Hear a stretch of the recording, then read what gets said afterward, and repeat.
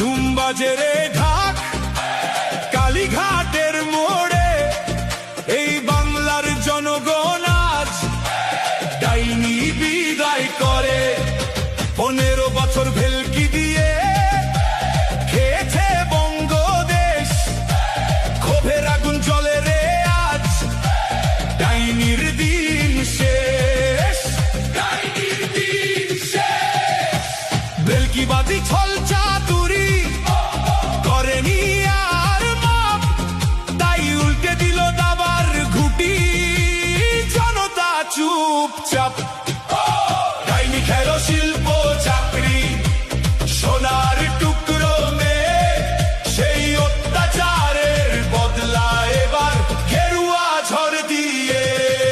Hari বল Hari বল Hari বল Hari বল Hari বল Hari বল Hari বল।